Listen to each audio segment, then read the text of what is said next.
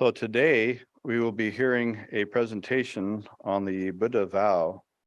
And the Buddha Vow is a very sacred vow. And it's sacred because it's holy, because it's a vow taken on behalf of all humanity.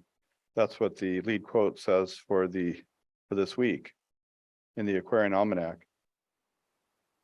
And I shall now turn over the meeting to Alex Bianchi, and he has spoken for the Aquarian series before. He is very capable on his topic, and we're very much looking forward to his presentation. Okay, so we're starting. I'll give a brief presentation. I'm not a scholar on, these subjects. I'm mostly a practitioner. So I don't have a huge, a big background of scholarly knowledge. The people that taught me, the lamas I studied with, the yogis I studied with, they mostly focus on what they called upadesha, pointing out instructions for the inner practices and the transformation of the mind. And that's what I'm going to share today, some of the key points that I received teachings on. So I'm sure that everybody here is aware that the most important vow of the Buddha is what is called bodhicitta, ultimate bodhicitta, because we have relative bodhicitta and then ultimate bodhicitta. And relative bodhicitta, I'm sure everybody knows this, is divided into aspirational bodhicitta and engaged bodhicitta. But ultimate bodhicitta is primordial consciousness. It's what they call Ripa in Dzogchen, is the ground of our being. It's the ultimate manifestation of compassion and wisdom, indissolubly non-dual. So that's the main vow, the bodhicitta, the mind of enlightenment, of infinite altruism for all sentient beings, not just for humanity, but all sentient beings in the six realms. So from the perspective of the Buddhist cosmology, that is just enormous infinitude of galaxies, infinite of world systems, all of them inhabited by some kind of sentient being, some kind of intelligence. So you can see that when you take the vow of bodhicitta, is something that is really no barriers. You start breaking down all the barriers of self and other. It's the ultimate compassion, what they call mahakaruna, great compassion. Out of this immense mind of enlightenment, there are also some samayas, vows, or pledges, promises, that are very, very important, especially if you decide to practice. If you decide that you're tired with samsara and you decide there must be a better way to lead this life, and there must be, skillful ways to conduct myself. And these four vows really do the trick. They're not very common, but I don't know how many of you probably have heard of these four vows, because they're not really taught ordinarily. But as you see on the left side of your screen, these four uncommon samayas of the great perfection, that's the translation for Dzogchen. There are four modes of abiding by the samaya as a way to remain within the essence of the wisdom of the great perfection. They are as follows. So immediately it tells you, this is not going to be an intellectual thing. It's not going to be something that you're going to try to work your way around by using your mind. This is a way of abiding. You abide in your nature. You uncover that ultimate nature, and you abide through these samayas, and you stay with the wisdom of great perfection, meaning the 24 hours. I don't claim that I can do this. Of course, I have no claims of or enlightenment or anything like that. No claims at all. I'm just a person on the path. But here, the bar is very high, because they are trying to teach the student that there is a dimension of our nature which maybe is never been tapped into. And through certain inner realization, you'll tap into that. But the first moment you tap into that, it's still veiled by concepts. So that's why he says you need to remain in it, just like marinating your mind into this insight, so that once you leave your meditation cushion, that realization stays with you. It doesn't go away. It's not like meditating with the mind. When we meditate with the mind, many times you do the meditations and then you get up and then, business as usual. This is not like business as usual. This is really maintain a flow of awareness that is clear, stable, but also joyful. There is a joy in the practice. That's the aspect that is very important as well. The joyful aspect of knowing who we are. So by realizing this, then the student, from is tapping into some inner resources, and there's some insights that arise spontaneously in each one of us, because everybody has Buddha nature. Nobody is exempt from Buddha nature, and Buddha nature carries these inner vows as patterns of karmic energy. In this case, they're called wisdom winds, wisdom energies that are patterning our way of thinking, speaking, and acting. So there is a whole new repatterning of our habitual propensities through this samaya. Because when you take a samaya, you take a vow, you take a pledge, and you're really sincere. You really decided, this is something that I really want to pursue. This is something that is very important in my life. Then there is a whole restructuring that goes on as you live in your own mind. The mind gets restructured. The energies of the mind get restructured, and it's not always pleasant, because these vows are dredging up aspects of our psyche that were latent in our mind for a long time.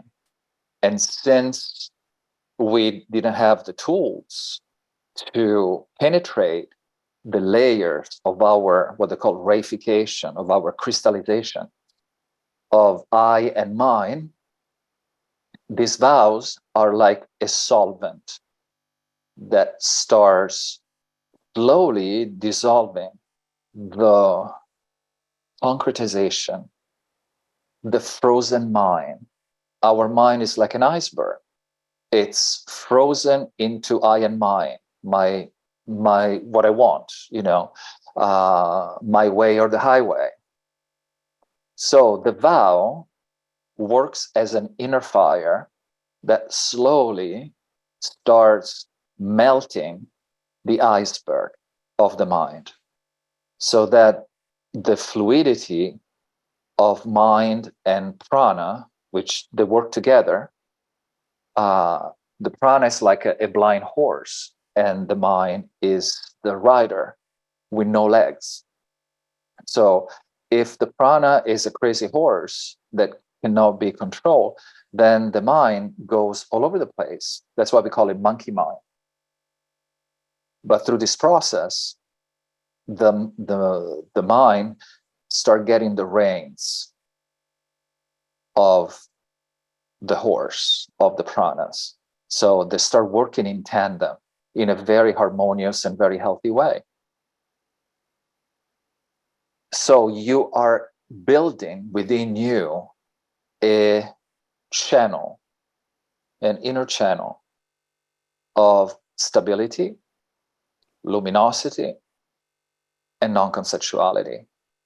So those are things that are going to arise and they're going to give you that stability that we're searching in order to sustain our practices. So then we don't go back to ordinary behavior all the time. Otherwise, it would be like cleaning the floor and then make it dirty again, cleaning the floor and make it dirty again. So the basis of these vows, as we said earlier, is great compassion, right? There cannot be any other basis. At this level of teachings, the cannot be for the student anything but as a motivation and main vow, bodhicitta. But now there are these 4 vows that are completely integrated with bodhicitta. I mean, they're not 4 different things put together. It's the same bodhicitta, but 4 facets. Let's say 4 facets of bodhicitta. And the first one is non-existence. Okay, so non-existence. Most of you are familiar with this terminology because it's found in the Secret Doctrine, being and non-being, existence and non-existence. So it is not going to be something new for most of you. Non-existent does not mean nihilism. Okay, we're not going to that extreme of nihilism. Non-existence here is referring to that ultimate nature that is beyond the duality of existence and non-existence. So for the conceptual mind cannot wrap its tentacles around it, it feels like non-existence. But in reality is the real existence, is the existence that is revealed by prajna. And all of you who know the voice of the silence, you all know better than I do, I'm sure, that the 7th paramita is called prajna paramita. And one of the translation is perfection of wisdom. But what does it mean, perfection of wisdom? From a perspective of this teaching is the transcendence of wisdom. You use wisdom to transcend wisdom.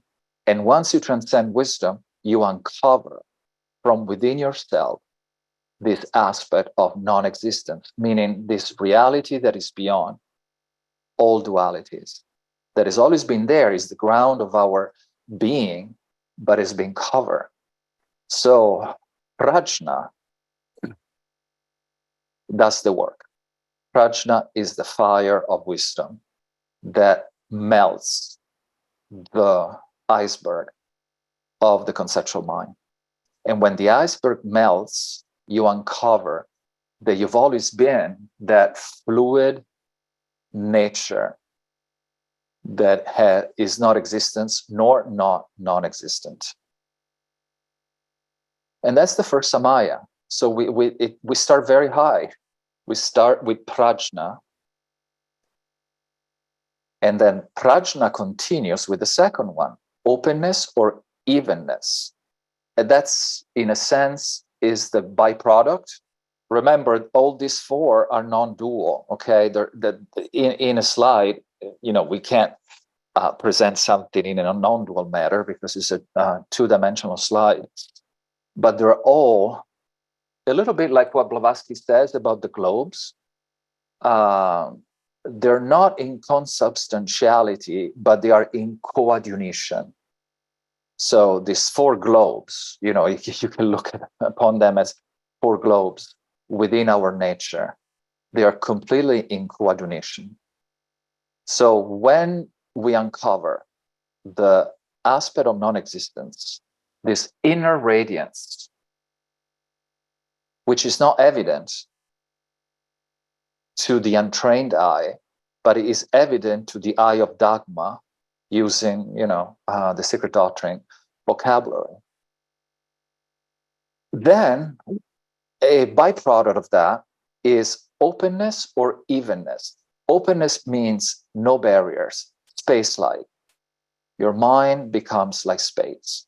So in a sense, these 4 vows, if you take them as a couple, non-existence and openness are coming together, and then spontaneous presence and oneness, you can actually make them correspond to that sentence in the secret doctrine about absolute abstract space and absolute abstract motion. But now you see them in practice, right? What does it mean, absolute abstract space and absolute abstract motion, from the perspective of daily life and the practices? Is there any connection, or is it just a beautiful metaphysical mental gymnastics? Or is there something more to it? And I think these vows bring up the idea of the practice. So absolute abstract space is connected with non-existence and openness or evenness. So that absolute abstract space, you start uncovering that from within your heart. That what they call Dharma Dhatu, the absolute space. And H.P. Blavatsky adds abstract. But that absolute space is already within ourselves. It needs to be uncovered. And through the practice of the samayas, you uncover these aspects. So the next aspect is openness or evenness, which means no barriers, complete impartiality, which is the 4th immeasurable. If you're familiar with the training of what they call metta bhavana, the training in loving kindness, the Buddha gave 4 immeasurables. The first one is loving kindness. The second one is compassion.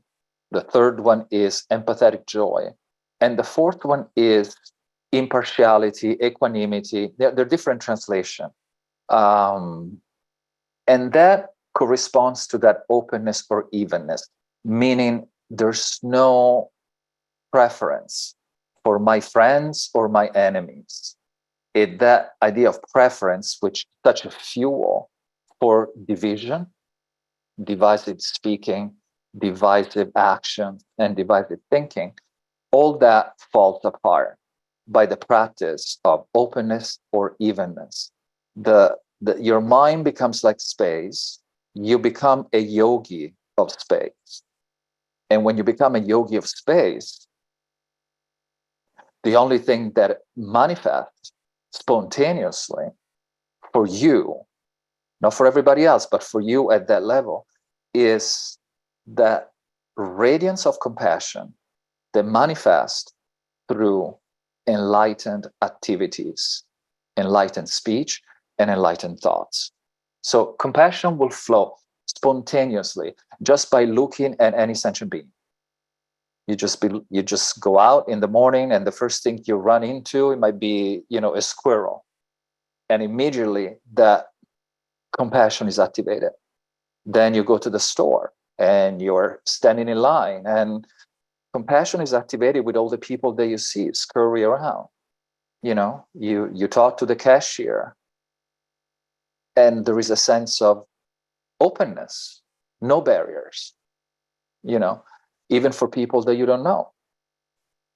So that's a way of manifesting this absolute space, which is the basis of our nature. But then you start manifesting in daily life. And it's the fruit of the pledge that you took. Of course, these pledges are private. We don't go around telling people, oh, I took this pledge and I took, no. This is a very private, a path. It's a very silent path. It's not something that we're just going to go and show off or anything like that and say, oh, I'm a practitioner of this and that. No, it's quiet and silent and humility, but radiant, there will be a radiant presence in the being, and that radiant presence will be manifested through this absolute abstract space. Wherever you go, you're going to carry with you that lack of barriers, that lack of I and mine, I and mine. So relationships will be fostered. Everything that you're going to be doing, doesn't matter where you are, is going to be affected by that. You're going to turn like this artesian well, like an artesian well that constantly pumps up or pumps out clear water.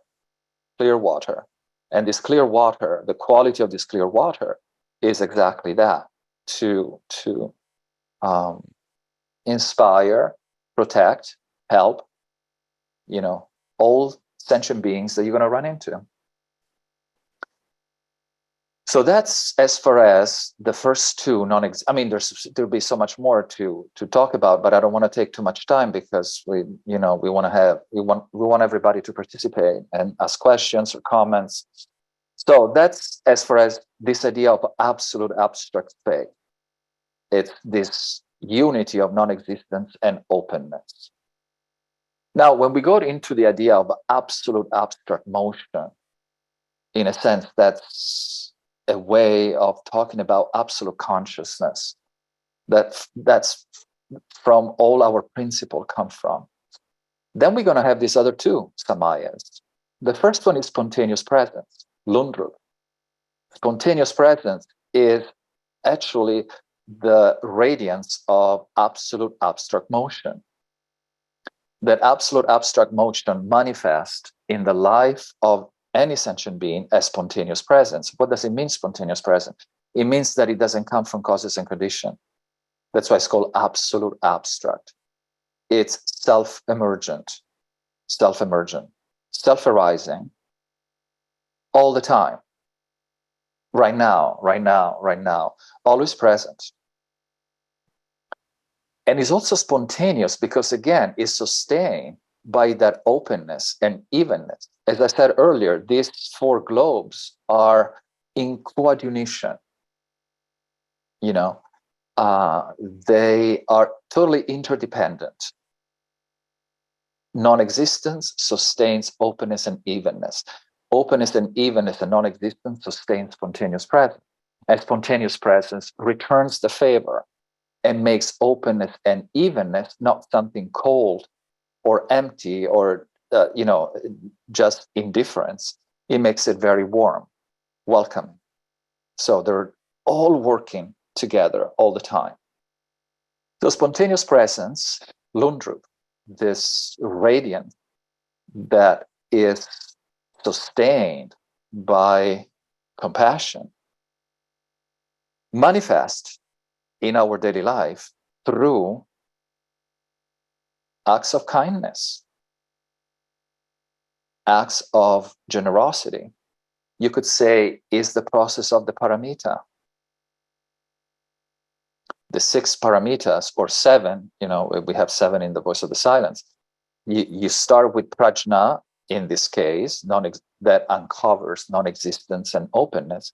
But then the other 4, the first 4, which have to do with the ethics, dana, generosity, and then discipline, and etc., they're all part of a manifestation of spontaneous presence. So wherever you go, you're going to be manifesting spontaneously these characteristics. It doesn't matter your environment. It doesn't matter where you are. That is going to be your nature. Now, your nature is spontaneously present because it's sustained by the space, which is open, and that non-existence of concepts, non-existence of barriers, non-existence of I and mine. Self-grasping has been removed. So by removing self-grasping, as we said earlier, this artesian well or spontaneous presence emerges all the time. Spontaneously, you don't really have to make any effort. The effort has already been made. When you get to the practice of these 4 samayas, the big effort has been already made. Now you are just reaping the fruition. This is kind of the fruition of the effort that we had produced along the gradual path. And then the 4th one is oneness. Oneness meaning one nature. We're not talking oneness as homogeneity, oh, we're all the same. We're not talking that. We're talking really one nature, but this one nature manifests in many, many, many different ways. And that's the beauty of life, the immense diversity. So you can say that the origin of diversity is non-duality. But non-duality is also the manifestation of diversity. Again, they're always intertwined, So this oneness, and of course there are many, many ways that we can look upon this oneness, but again, is this capacity of manifesting absolute abstract motion. The motion, which is absolute and abstract, which is no motion, as we understand motion. Now it is just this presence, indivisibly non-dual, with space and luminosity. And that is always going to be there for us, always going to be there. And our actions are going to manifest it.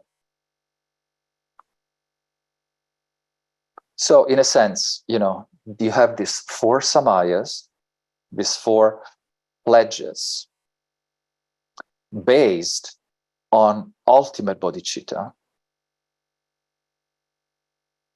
which in a sense you could say is the center globe with the 4 vajras, the center globe that we have here.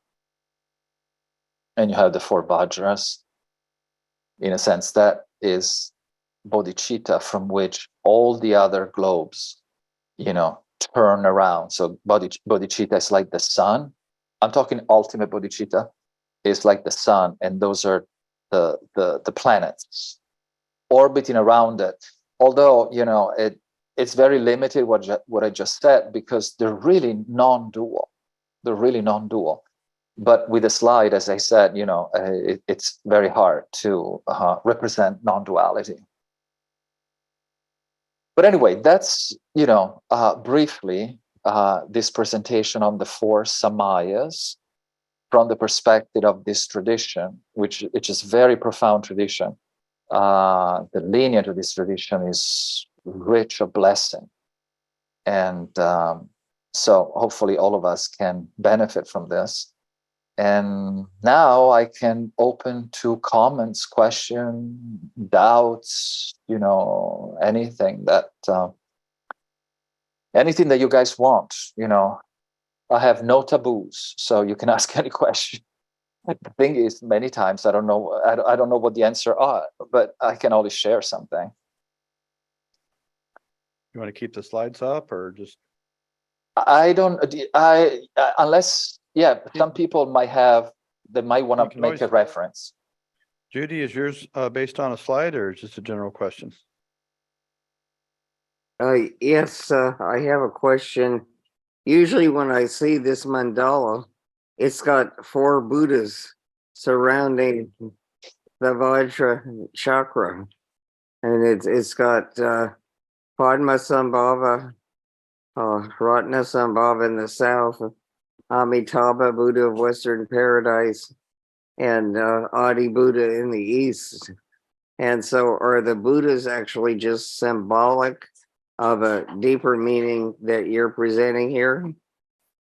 Yeah, absolutely. Absolutely. They're very symbolic, and they represent facets of primordial consciousness.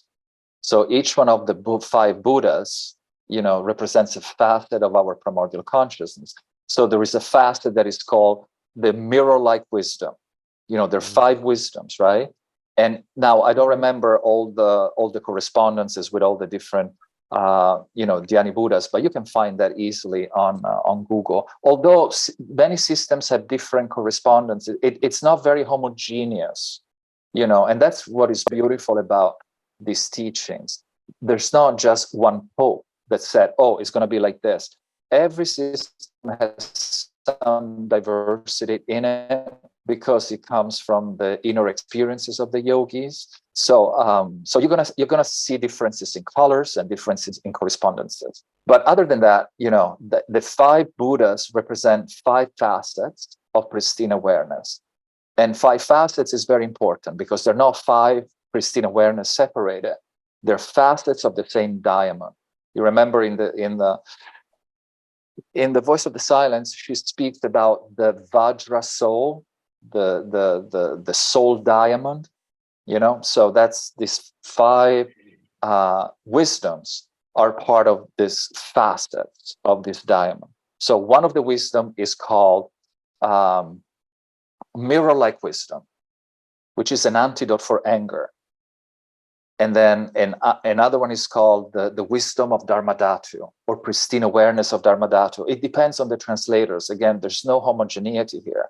I don't speak Tibetan or Sanskrit, so I have to rely on the translators. So some translators translate it in different ways. Then you have the wisdom or pristine consciousness of equality, which is the antidote for pride. Then you have pristine consciousness of single-pointed wisdom, which is the antidote for desire.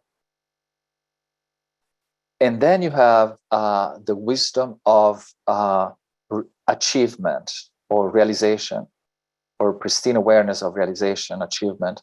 And that one is the antidote for envy. So the five Buddhas are within ourselves, within the heart of each sentient beings, reside the five Buddhas. But we have to uncover them, and not only uncover them, but as the thing says, abide in the nature of the five Buddhas, so that the five aspects, the five facets of pristine awareness or primordial consciousness manifest spontaneously. These five wisdoms manifest spontaneously by abiding in that nature. So, this, at least, it's one way to look at it.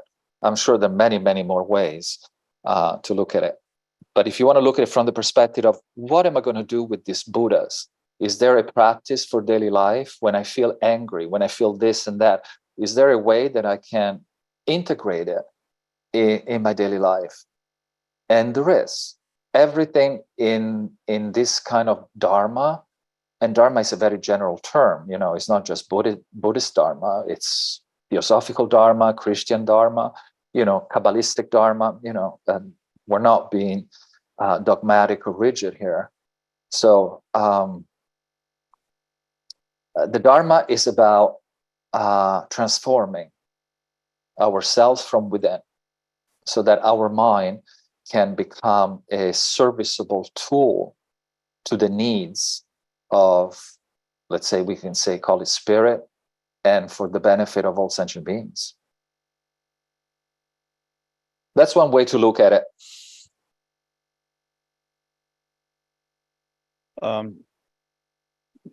What if you unshare the screen and we can always go back to it. Thank you so much. Well, thank you, Alex, very, very much. It was really comprehensive. I thought of the idea of, weirdly enough, I thought of stern and exacting is viraga. In other words, what I mean by that is that there's a precision to what you were talking about. and a precision that comes from a useful perspective.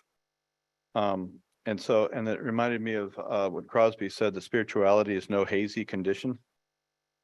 It's not just this kind of muddly thing or floating around thing, but there's a real science to it, a real science to spirituality.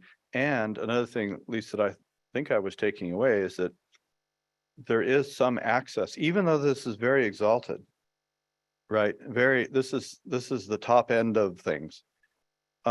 Still, there is some access to this, the way you presented it, and the way you present all your presentations, actually. Yeah, because otherwise, it's going to be just mental gymnastics. I'm too old for mental gymnastics. We don't know how long we're going to be around, if we're going to die. And then, you want to have some important practices so you don't die completely unconscious.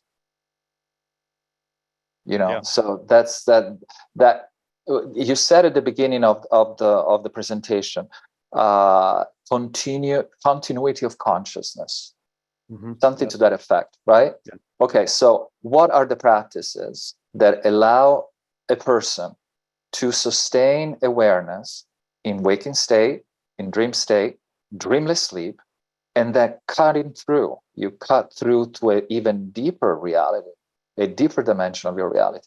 Again, I'm not claiming anything. I'm not saying that I am able to do these things, but it's very interesting, to invest the time that we have in this life to something that will be very useful at the moment of death.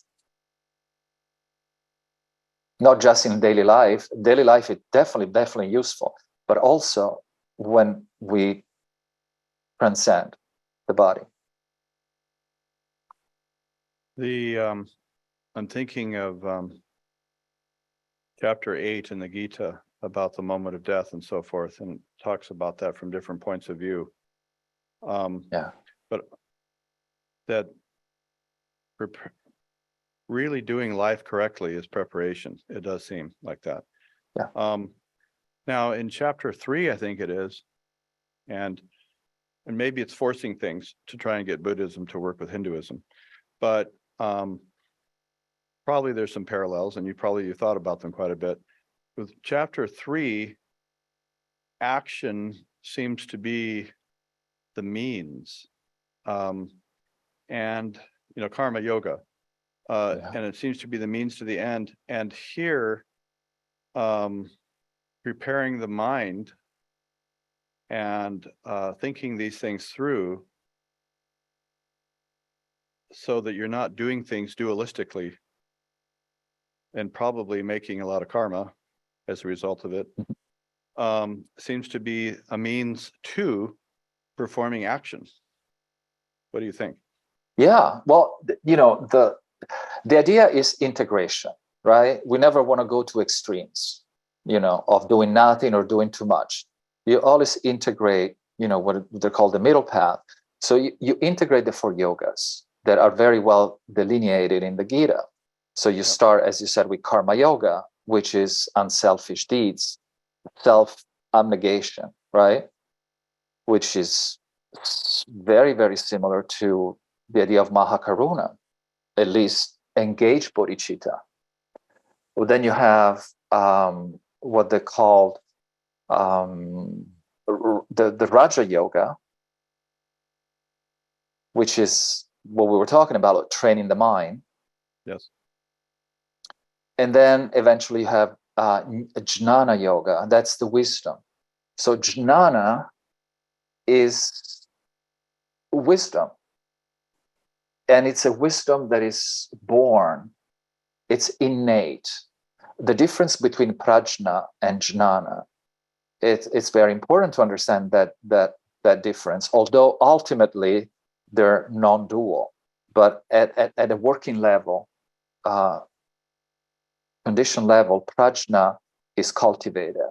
We cultivate prajna. That's why you said earlier, there is a sharpness in the presentations, and because prajna gives that prajna gives the sharpness of understanding of why you're cutting the vital energy of samsara and nirvana, both of them, because otherwise you keep having these preferences.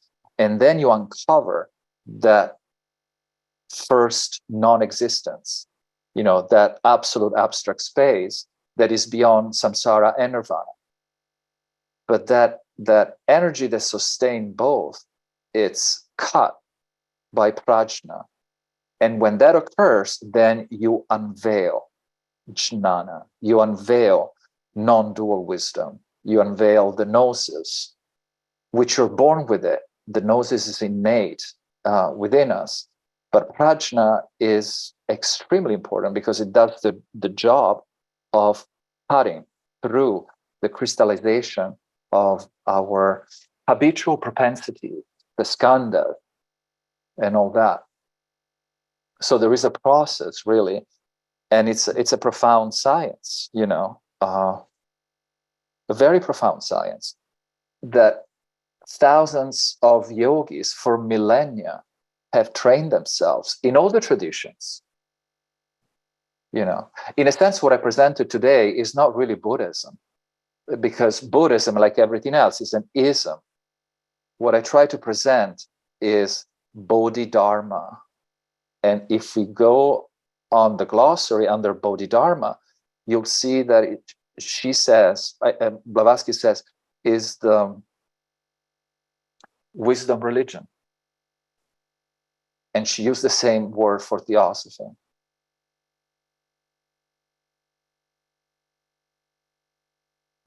I won't, I could ask about 40 more questions, but I am going to yield the floor. Monica.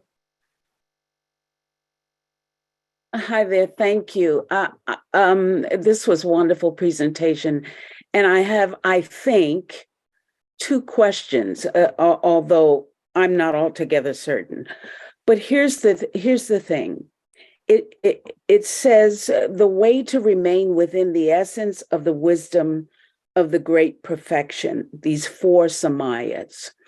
And my question is regarding number 3, spontaneous presence.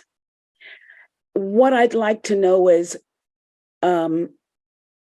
does the student have to come up with its own combination of effort in these 4 ways, or a combination of efforts to experience this spontaneous presence?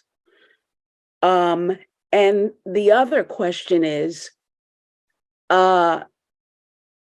service. There are many people who are theosophists who don't have the proper name attached to themselves, but are engaged in service to humanity. And so in terms of service to humanity, do you think that of all the 4, that service gives way to spontaneous presence, or is it the combination of study and application by way of service? Oh, excellent. I'm just going to give you a point of view. Of course, it's not going to be a definite answer, but these 4 samayas are arising spontaneously, instantaneously. The effort has been done.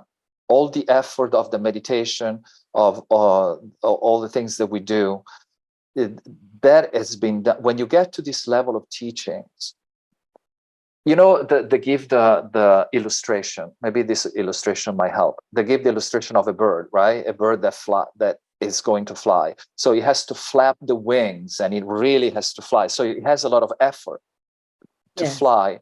And then when it gets up in the air, it doesn't move the wings anymore. It just lets the wind go, right? So that's where we are at this level of teachings. We already done the effort. You are in the air. You're flying already. You have the momentum sustaining you thanks to the effort that you did. So instantaneously, you uncover from within you. That's why I wanted to say Bodhidharma more than Buddhism, because look at this word, non-existence. You can't say that it's Buddhist. Non-existence, you find it in the Secret Doctrine, in the Kabbalah, with the Ein Sof, etc. In the Tao that is described is not the real Tao. So openness or evenness, nothing Buddhist about this. Spontaneous presence, nothing Buddhist about that. Oneness, my God, nothing Buddhist about that, right? So it's more of the idea of Bodhidharma, wisdom religion. So these four are unveiled. You have them already. We have within us these four beautiful aspects of our nature, always present, but they're veiled by skandhas, I and mine, and all the stuff that we all carry with us. Mm-hmm. But through the work, especially of prajna and dhyana and the paramitas, you remember we talked about this before. I'm sure that you guys are all familiar. The three trainings, right? Ethics, meditation, and wisdom. Shila, dhyana or samadhi, and prajna. So those are the trainings. We're training in these three pillars. These three pillars are sustaining the roof of our home, and these four things are the roof. So the hard work has been done through the practice of the paramita in all the different aspects. Through prajna, sustained by dhyana, because you have to be absolutely stable. It's the pyramid of meditation, right? The pyramid of meditation is relaxation, which doesn't mean you're going to be a wet noodle and you're just going to fall asleep. Yes. Right. So relaxation, stability, and luminosity, sharpness. The sharpness, which is the pinnacle of the pyramid, right? The pinnacle of the pyramid is top heavy. Prajna is top heavy and can topple over if it's not sustained by the stability that is given by dhyana, is given by samadhi. That stability of mind is sustaining the luminosity of prajna, but as basis, you have that immense relaxation that comes from ethical behavior. So you have the first four paramitas that have to do with ethics. That's the basis of our pyramid, which is relaxation. When you are a very ethical person and you work for the benefit of other people, there is a sense of, oh, it's not just for me, that grasping for I and mine subsides. And that gives a sense of relaxation. On that relaxation, you build with dhyana the stability. And then now relaxation and stability sustain the pinnacle, which is prajna. And now with prajna, then you cut through. You cut through the last, in a way you can say the last layers of concretization. Or another way to put it, you dissolve the iceberg of the mind. Because prajna has that heat that comes from the wisdom heat, and that dissolves the mind that is being frozen. And then we uncover this nature that has always been there and is spontaneous. It's not contrived. All the contrivance has been done by gradual path. We meditated, we visualize, some people recite mantras, whatever practice works for you. But those are all contrivances. They're very good, high contrivances. They're very, very helpful. But then you drop everything. You deactivate the human being mind. The sentient being mind is deactivated. And you activate what we would say in theosophy, buddhimanas. Once buddhimanas is activated, then you don't want to activate kamamanas again. Wonderful. Thank you. You're welcome. I hope that was clear. Very helpful. Yes. I babble and babble, but anyway. No. Magnificent. Thank you. Okay, you guys, let's see some more hands. Don't be intimidated. And you can ask anything. I don't know anything. I mean, I babble, as I said, but I I really don't know much. So go ahead. You can ask. You can contradict me. Let me doubts. let me challenge you a little bit here. Yes, please do. Okay. The metaphysics of theosophy seem to point. I mean, at first, when people are kind of coming into theosophy, there's this kind of relief of things actually can make sense. Yeah. Things actually can be coherent. Yeah. Everything doesn't have to be either the superstition of personal God religion. It doesn't have to be the random chance of contemporary science. That there's a built-in meaning to everything with, karma, reincarnation, just everything that is in the ocean of theosophy, the key to theosophy, and the secret doctrine. And the synthesis metaphysically is the ultimate synthesis, it seems, is space and motion and duration. And but what I'm thinking is the synthesis in terms of the life of the practitioner. My observation, and you just tell me I'm wrong, is that it's the path of renunciation at every step, and that the metaphysics points in that direction. And I was wondering if there's anything counterpart into the system, which you're saying is the Bodhidharma. Yeah, no, you're absolutely, yeah. I'm In sorry. the third Go ahead. chapter of the Gita, for example, talks about sacrifice and, rain comes from sacrifice and sacrifice comes from action and all that. But apparently that's not just emotional mindlessness, but there's thoughtfulness that needs to be done. But there is a sacrifice that's involved. And think about HPB and Judge and so forth and all the sacrifice that they kind of exemplified. Oh yeah, absolutely, absolutely. So in a sense, you can look at this. You said it correctly. Let's look at the 9 yanas, right? The 9 vehicles. Okay, so you have the first 3 vehicles, the Shravaka yana, which are familiar with it because it's in the voice. So you have Shravaka yana, Pratyeka Buddha yana, and then you have the Bodhisattva yana. Mm-hmm. These 3 have to do with renunciation, what you just said. So that's the basis, renunciation. Mm-hmm. Then you enter into the Tantra, which are the esoteric teachings, right, of the Buddha. In the Tantra, you have the path of transformation. Renunciation has been already brought to the maximum, okay? So now we go deeper than that, and we go into the path of transformation, alchemy. But then you reach Dzogchen, and that is the path of self-liberation. Self does not mean ego self, means spontaneously arising. The work has been done. All the work has been done. Now you just abide in that nature that has been your ground forever. And now you uncovered it. And that's where you stay. So that's the idea. So everything is absolutely useful, I would say, at least from my point of view.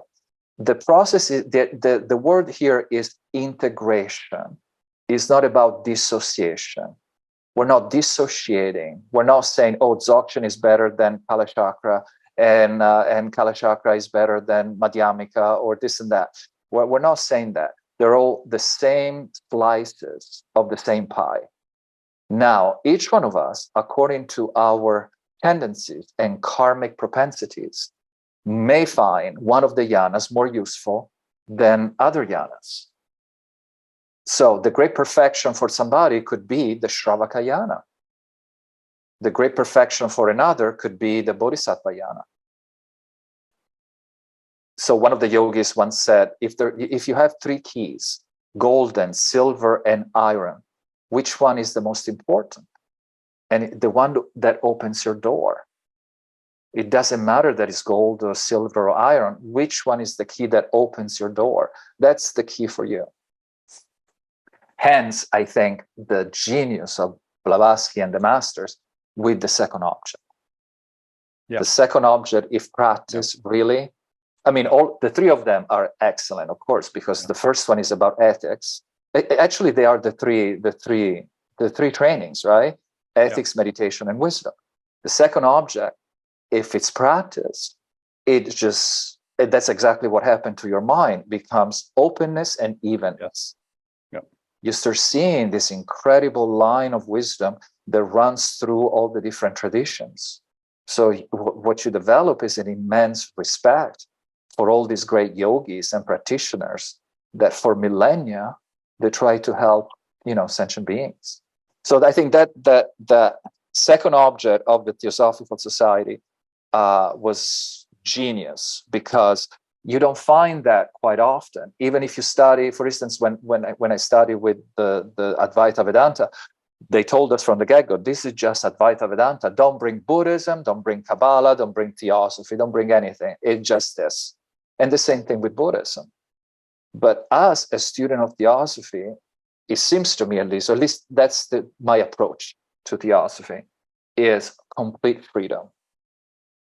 Complete freedom of investigation, inquiry, and it complete bringing down the barriers.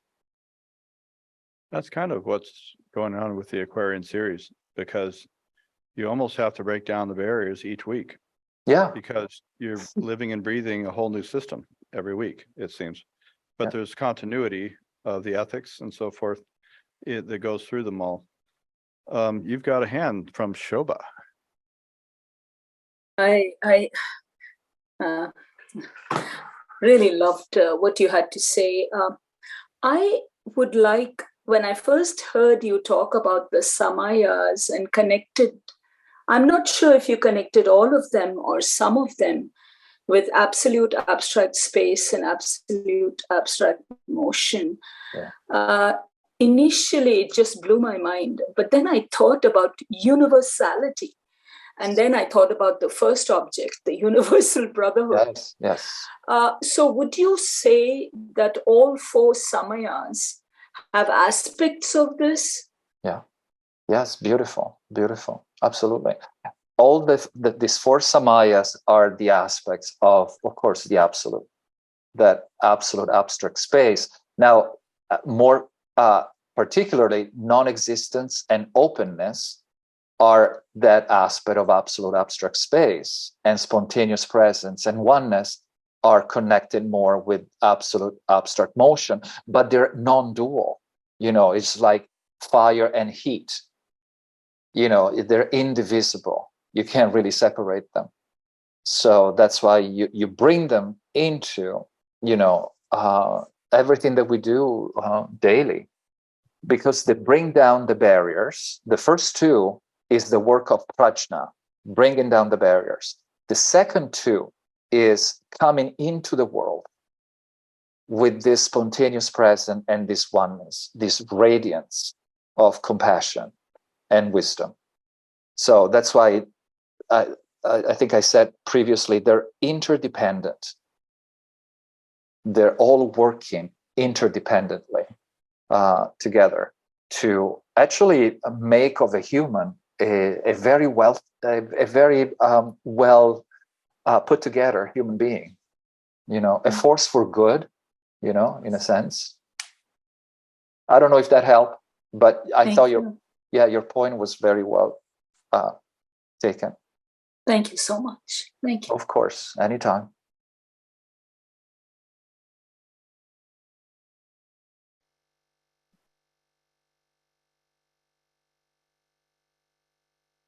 Any more fearless souls? Ken's got one. You want to just come up here? We've got somebody here in the lodge that's going to jump in front of the camera here. Ken. Hello there, Alex. Hi. Great to hear you and meet you virtually here and hear this wonderful presentation. Well, thank you. If you might elaborate a little bit more about the painfulness of this renunciation as one's going through letting go, letting this ice melt with Yeah. this heat. It sounds like this painfulness is not something really fun to do, but yet it's so important to do.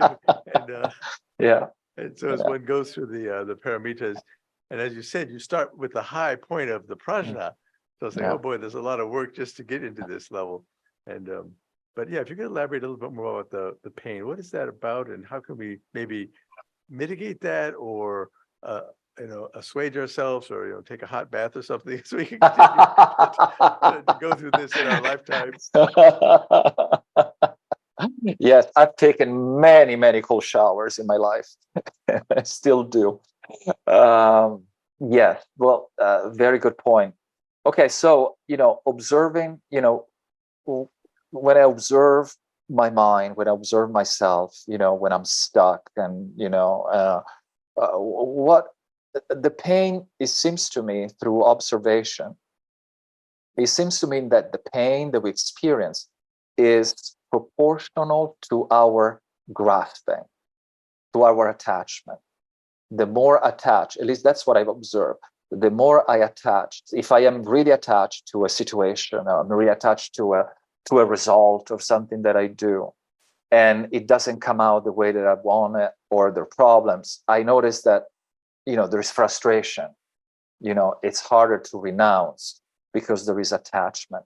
So then you start going deeper, and the next question is, okay, where does the ahankara, right, this self-grasping, this I and mine, where does this come from? Is there a way that I can observe the birth of this, thing that makes everything so complicated?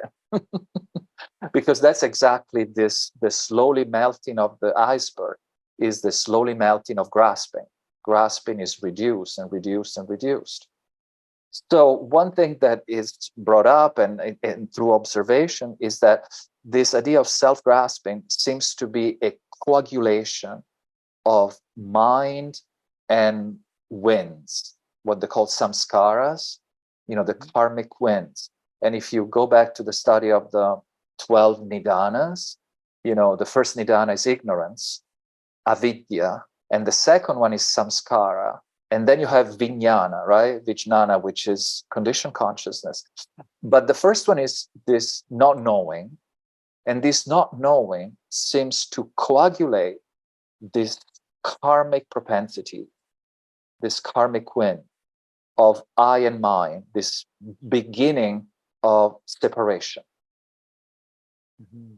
And then that affects our consciousness, our conditioned consciousness. It just throws this seed in the conditioned consciousness. Hence the difficulty and the pain of renouncing, because we're coagulating, becoming more and more solid into this position of I and the other, I and the other. But all this dissolves in deep sleep. When we go into deep sleep, there's no I and mine, there's no conditioned mind. There is awareness, of course, because deep sleep it's not an absence of experience. Deep sleep is an experience of absence. So we are still experiencing, but we're experiencing the absence of a conceptual mind. Now, if we were, and I'm not, but let's suppose we were lucid in deep sleep, we would actually see how this karmic winds break this perfect symmetry in deep sleep. And there is this breakage. And then there is this first arising of the I, the ahankara arises, but it's pre-verbal and pre-conceptual. So it's a first feeling of an entity here and space. This is really first pre-verbal, pre-conceptual, kind of separation. Due to these karmic winds, the symmetry breaks. It keeps breaking and breaking and breaking until we wake up. And then we have the world as we see it, the world of separation and physical objects and all that. But all that disappears. Every night we go into deep sleep. The world, for us, not for everybody else, but for us, the world dissolves. Could it be another way to verbalize that and think about that process as disidentification with the self? Yeah. Disidentification, that's a good way to put it. Yeah. An abstract consciousness space in your mental meditation as a beginning. You disidentify, and then you're able to more abide in that. Yes. Well, thank you. Thank you. That's helpful. Appreciate that. Oh, no problem. Anytime. Oh, and Diane, would you go ahead and take the floor next? Is Diane? No, that was David. David, yeah, not Diane. David, thank you. Hi. Hi. Could you talk a little bit about how we might, as individuals, distinguish, when we're on the path that you so wonderfully presented tonight? It troubles me sometimes, the difference between non-attachment and indifference. Oh yeah, big difference. That's why in the talk, I think I try to make a distinction. We're not talking about dissociating.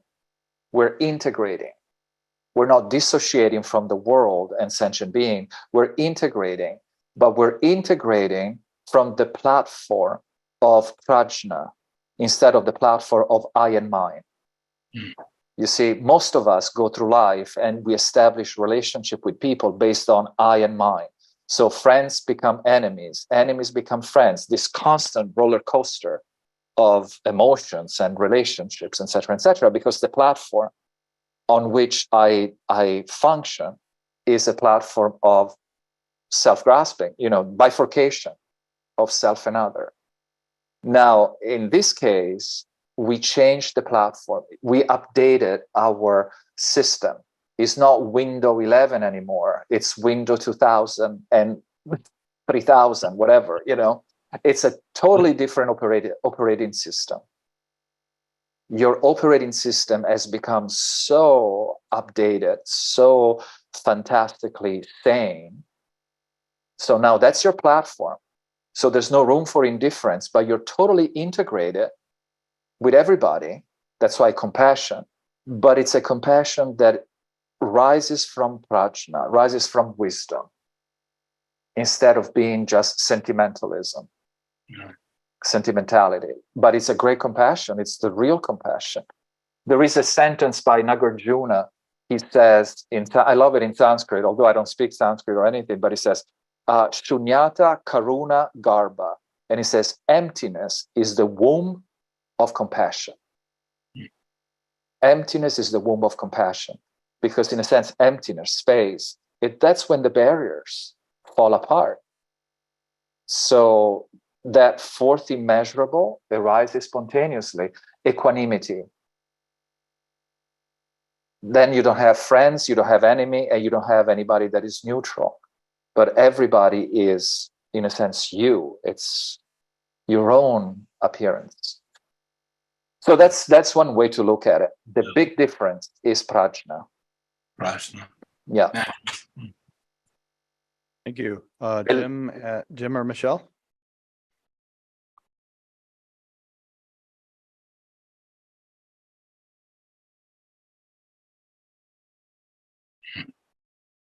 You guys must be on mute.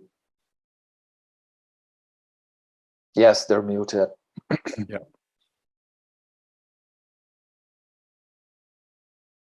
Jim or Michelle, if you have to unmute yourself.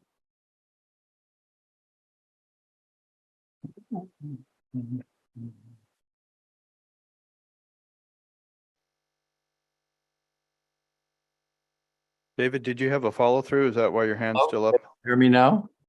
Oh, yes. Now I can hear Jim. Go ahead. Sorry, I lost the capacity to get this computer to work. Yes, very, very sorry. Very question. I just think it was a wonderful, lucid, enjoyable presentation. I really saluted and enjoyed it immensely. I have a question. Is when I hear this, and consider all the factors that you brought out, then I begin to raise this question. how does one deal with expectations? Let me clarify what I think, when you hear and you think about this, then you realize if you take the perspective of we've lived literally thousands of lives just in this particular system, and we have hundreds of thousands of lives ahead of us, and you think therefore of how really arduous the path is to full enlightenment, or even some kind of reasonable enlightenment, we might say, then it's easy to either one of two things can easily happen. One can either pretend it's not true and slip into a kind of delusion that I'm already on the path, and some fundamental, you could be on the path, but the notion that the path can be done in this life or almost immediately is delusional. On the other hand, you can get very discouraged. Good heavens, look what I have ahead of me. So then you come to another question. In what sense can one have faith in continuity of effort? If we're thinking in terms of literally lifetimes, Sankaracharya speaks in terms of 100,000 lives to achieve full enlightenment. Mm-hmm. Now, whether you say 1,000, 10, it's the story of the two yogins meditating in the forest, and one yogin is approached one night by Shiva and says, "Oh, if you continue your devotion, you will surely attain enlightenment in 100 lives." And he said, 100 lives? No, I'm sorry. He says, in 10 lives to this man, if you just maintain your devotion, in 10 lives, you will achieve nirvana. Yeah. And the man says, 10 lives. And Shiva says, make that 100. And then he goes to someone else who's devoted and meditating for years. And he says, now, if you maintain your fidelity for the next 100 lives, you will surely attain enlightenment. And he says, oh, only 100 lives. And Shiva says, make that 10. Now, that's the question. In what sense does this philosophy help you have faith in continuity over lifetimes? Yeah. Well, excellent question. I think you brought up a very good point. Devotion and faith. Devotion, I think, was one of the 4 yogas. Bhakti yoga, when we were mentioning the 4 yogas, right? So it's a very important component. Devotion to your inner self, devotion to the gurus that taught you, to the sangha, to the people of your spiritual community, and everything else that you do, you bring that devotion in it, and that devotion is going to harmonize our relationships. Now, if we integrate the 4 yogas, eventually we're going to have a glimpse of the continuation of awareness, or continuation of consciousness. And I think that is through practice. I don't think you're going to get that from the books. Reading. It's I don't think it's going to do it. You can know all the books by heart, but the thing that we're talking about is about breaking through that layer of concretization and peek into this dimension that is unborn, unceasing, uncreated, always radiant. And that, I think, is done through practice. That is definitely done through practice. And again, I'm not saying, oh, you have to do this practice or the other practice. I think everybody here is free to choose the practice that better works for them, But it has to do with that really inner inverting. For instance, the 12 nidanas, the winds of the samsaric energy unfold the carpet of the 12 nidanas, right? Now we roll the carpet back. We're rolling the carpet back. So we're inverting the big wind of samsara. So we're inverting awareness in upon itself and uncovering this dimension of our nature. And that will give us tremendous faith, devotion But it's not blind faith. It's a faith that is also sustained by the Raja Yoga, because that's the practice, and also Jnana Yoga, the wisdom that we acquire through the books. So I'm not putting down the books. I love the books. I love things that have been written, but it's integrated. Again, that word, that magic word of integration, and then inverting the winds. You invert the winds of samsara back onto pristine awareness. And then there will be a moment in the life of each one of us in which that pristine awareness, manifests, even if a little shaft of light, little spikes may occur. When that little spike occurs, then we want to sustain it, because that's the key word, the sustainability of our practice. We sustain that little shaft of light that came out by dhyana, and then the paramitas, the service to all sentient beings, and especially prajna. Prajna is really the key for enlightenment. All the paramitas are, in a sense, in the service of prajna. So I would say that's it. Through practice, we have an experience. And what does it mean, experience? Experience means consciousness plus the object. Right. So consciousness is perceiving itself. You're aware of being aware. Like right now, right? I'm aware of you, Jim, but also I'm aware of being aware. There is an inner awareness that is aware of being aware, and at the same time, I'm aware of all the movements around me. So it eventually becomes this inner practice of stillness and motion. That what they call it dynamic equilibrium, right? So you don't want to be totally in stillness, but you don't want to be totally in motion. The two extremes all the time. You want to bring them back. So you have stillness in motion. And that's something that we can do, but it has to be practiced. And we get better at it the more we practice. I don't know if that helped. Just the last thing you said struck me was, I remember from the voice when it says, in the hall of ignorance, it's the hall in which thou sawest the light, in which thou livest and shalt die. But you saw the light. Yeah, exactly. Yes. So we have spikes, of this luminosity, non-conceptuality, and bliss. Let's not forget, it's Sat, Chit, Ananda. So there is an aspect of bliss. It can be just, cold learning or just meditating or this and that. There is also the joy that we bring to the practice, the blissful aspect. And that joy is contagious. You bring that joy everywhere you go, So joy is very important. Joy is extremely important in our practices. Thank you very much. You're welcome. So our time is up. However, if our speaker is gracious, which I think he is, would you be willing to take a question from Judy? Of course, of course. Right, thank you. I will be brief.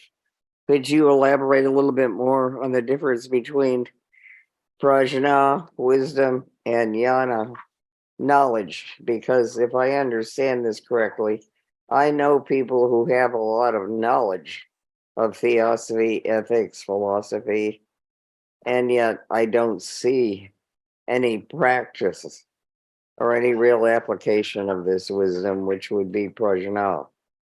Now, would this be a way of putting it, the differences? Yeah. Okay. So the way I understand it, jnana is the 10th paramita, right? We have a system of the 7 that is given in the Voice of the Silence, or 6 if you go traditional Buddhism. But in total, actually, there are 10. And the 10th paramita is jnana, the culmination of the paramita path that also corresponds to the bhumis, the bodhisattva bhumis, is jnana. And for instance, in Dzogchen, the bhumis are more. They're like 16. And the last bhumi is called Yeshe, Yeshe Lama. Yeshe is the translation in Tibetan for jnana. So at that level, jnana is gnosis. non-dual wisdom, and we're born with it. You don't cultivate jnana. Jnana is innate. You unveil jnana, but you cultivate prajna. Prajna is discerning wisdom. So prajna is incisive wisdom, is sharp. It has the brilliance to it. And, like the whetstone, do you remember in the older time that you had the whetstone on which you sharpen the knife? Yeah. So people were using the whetstone. So in a sense, our life is the whetstone on which we sharpen the knife of prajna. And by sharpening the knife of prajna, then that knife returns the favor and cuts the veil that covers jnana. So jnana is it's not book knowledge. You probably can interpret it like that, but in the way that I understand it, jnana is non-dual gnosis, non-dual wisdom, and is unveiled by the sharpness of prajna. So we sharpen prajna by viveka. In Advaita Vedanta, for instance, you have the qualities, right, of a student that should study Advaita Vedanta. And the first quality is viveka, which is discerning between the real and the unreal. And then the second one is viragya, which H.P. Blavatsky, inserted in the paramitas in the voice. And then you have, all the different qualities. And then the last one is mumukshutma, which is the longing for liberation. So viveka is extremely important. Viveka and prajna are working in tandem. Viveka actually sharpens prajna. Well, that is a really beautiful place to wind up our meeting, I think. I always think about that phrase that I got from Alex, and he got it from Nagarjuna. I think it's Shunyata Karanagarbha. Is that, yes. Did I say it in the right order? Yes, you said it the right way. At least that's how I say it. Yeah. It's just a beautiful idea. And the Dalai Lama, he says that he's really spent the first 7 years of his life after he had to get resituated in Dharamsala, just thinking about that. And when that connection between shunyata and compassion, and he was able to release so much poetic joy throughout his life, and still does. I shouldn't say was, but he's just such an example, such an exemplar of everything that you're talking about, I would think. And thank you for sharing your joy that you derived from your teachers, and giving us such a excellent hooking point in terms of the second object. So very, very, and also we can look forward to next week and thinking about the life and work of H.P. Blavatsky, who is such an exemplar of all these wonderful ideas. And she really must have been a person who took the Buddha vow, and her teachers must have really recognized in her as somebody who just wanted to work for humanity, and they were able to use her as such. So thank you very much. Judy, are you trying to get a word in edgewise over there?